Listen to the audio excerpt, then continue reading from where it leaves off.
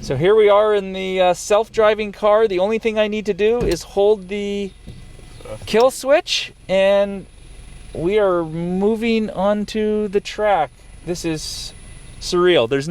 I'm not touching the steering wheel or the pedals. And the reason we do this, Gavin, is so that we can recreate the test exactly the same way every time. So this self-driving robot allows us to take the human out of the equation.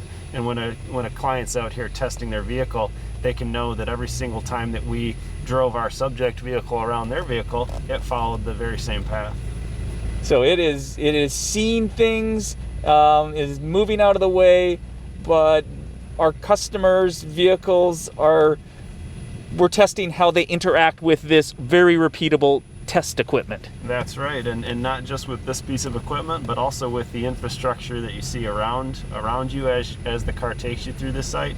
So this intersection that we're in right here now can be controlled and can communicate messages to the vehicles too. So for example, some of our clients have the wireless technology at that intersection communicate to the vehicle how long it's going to take for the light to turn from green to red, and then the vehicle can make fuel efficient decisions based on that information. Right? I'm finding it so fascinating. So It saw the corner, started braking, and now is accelerating out of the corner after it turned all by itself.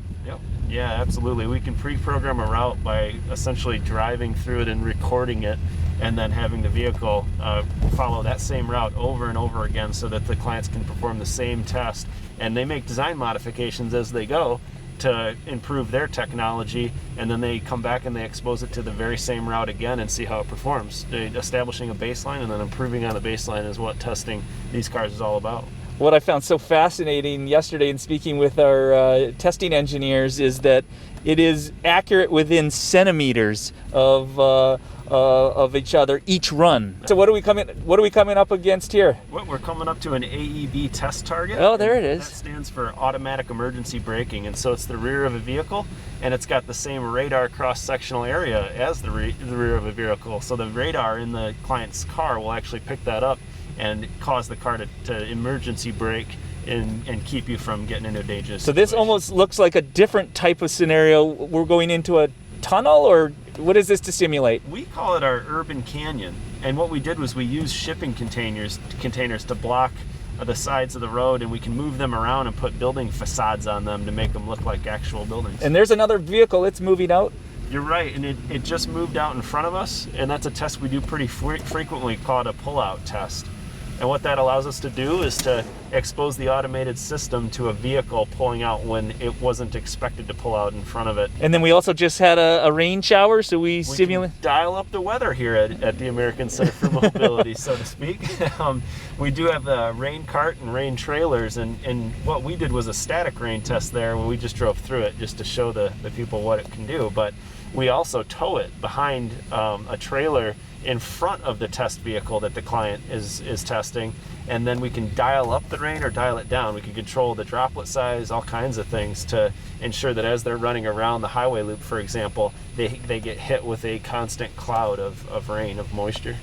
What I just naturally assumed when I heard of test track was just a high-speed loop that you would drive around and around it. But what I'm noticing here is a lot of open space, parking lots, stoplights, all kinds of different scenarios. Is that by design? It is absolutely by design. And so this facility can do all the standard advanced driver safety assist system tests that you would typically see.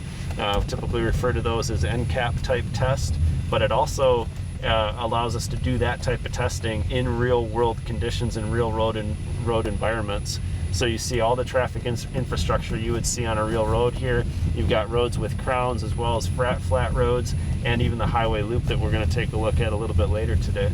And I can't help but notice all of these cell tower devices, and it looks like there's some pretty sophisticated communication equipment on site. Can you talk a little bit about that? That's right. There's a fully capable wireless network out here that was established through a partnership between the American Center for Mobility and AT&T.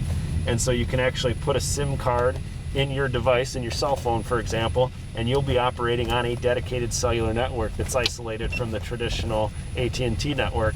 There's also what's called DSRC units. So when I mentioned earlier the intersection's ability to talk to the car and tell the car when the light's going to change color, that's handled through what's called DSRC, which is dedicated short range radio. And those devices are all over the infrastructure here too. There's multiple DSRC radios, and they broadcast things like the light phasing and timing at the intersection, but also curve speed warnings, so we can tell the vehicles if it's slippery or icy that they're about to go around a curve they need to slow down for. It can also broadcast work zones, and sometimes we set up fake work zones here and then wirelessly transmit data to the cars to let the testers know that there's a work zone coming up, and then they have their cars programmed to handle that scenario in a certain way, and they test that. So that's just some of the wireless capability that you mentioned. What's interesting is there's times where I cannot even tell the difference between this in a regular road. Yep, that's right, and that's the idea. Real world conditions, but very repeatable, reliable, and consistent testing process, and also the ability to test all the most recent standards.